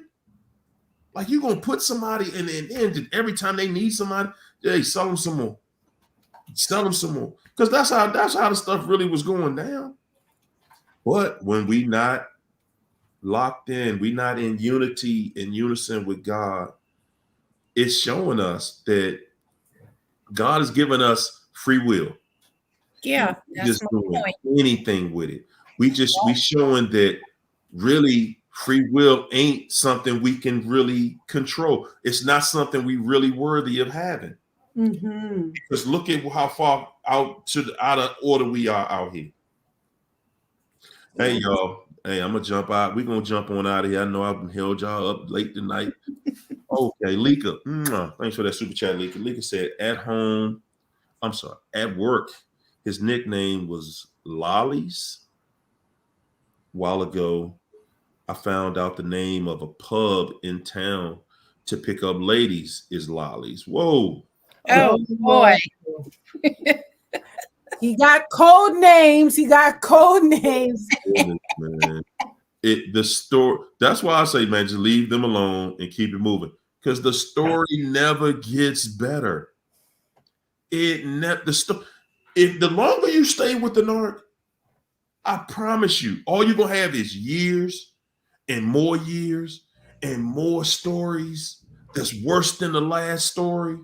It ain't never gonna be, and y'all notice that, man, we never really got no stories about how great it was. That little love bomb phase was so short. And the reason it seems so incredible is because everything else was so bad. Good God. Woo, ladies, y'all got any closing words? What y'all got? Come on. Well, China, do you got your any final thoughts? I was just gonna say this. I had saw this online, and it really touched me. It was, I forgot where I found it, but it said, anybody who's willing to murder your heart and your soul is a monster. Yes, everybody. To feed their ego is a monster. I left that part out. They murder your heart and your soul just to feed their ego. And they're never satisfied. And this is, and like, honestly, I just, after not being here for some weeks, like, I really, really loved like this conversation tonight. Even for those of us who are veterans in the game, these conversations are always, we're coaching, we're ministering, we're doing all this amazing stuff.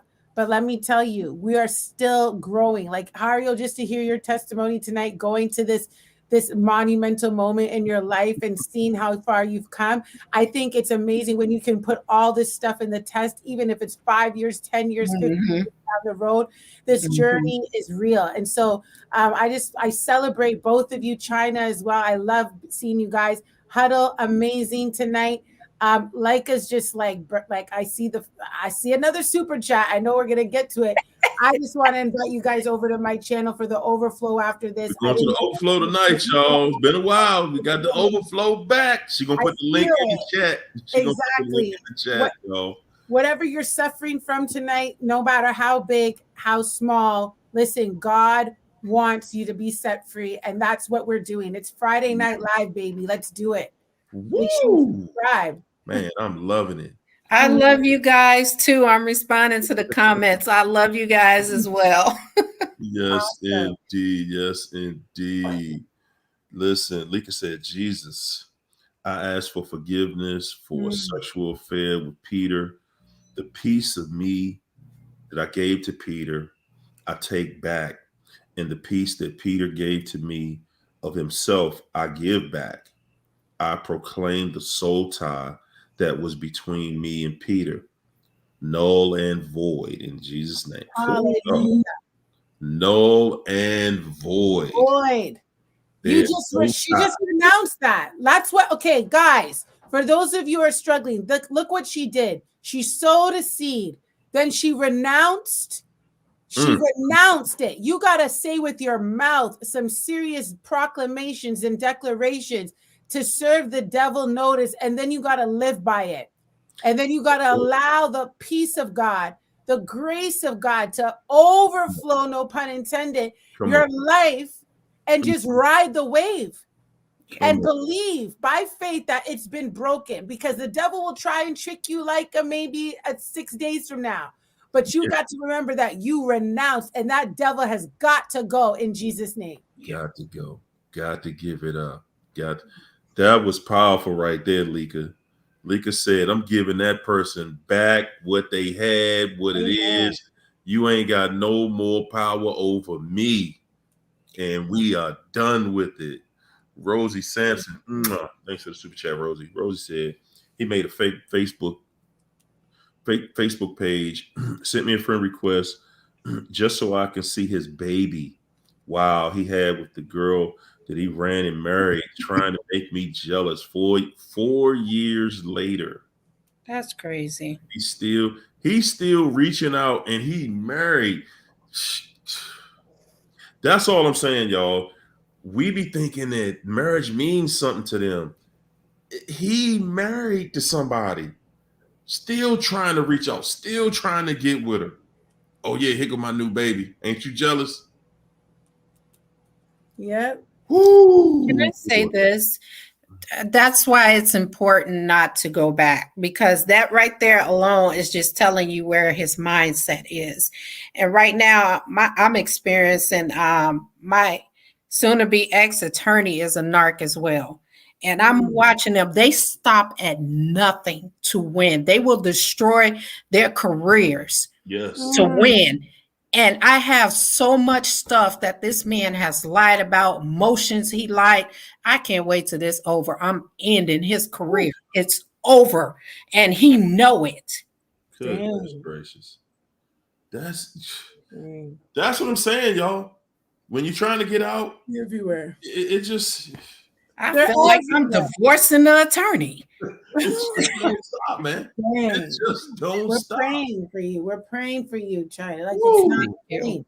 Hey, y'all. Well, look, Alicia got the overflow. Yes. Thank y'all for making it through another week, man. It was a beautiful show tonight. Thank my two co-hosts in here tonight. I appreciate you ladies for coming with it. Yes, indeed. Thanks, yes, indeed. Yes, indeed. Thanks, guys. All right, y'all. We're going to see y'all on Monday. Peace and Soul Train. All right, guys. We out.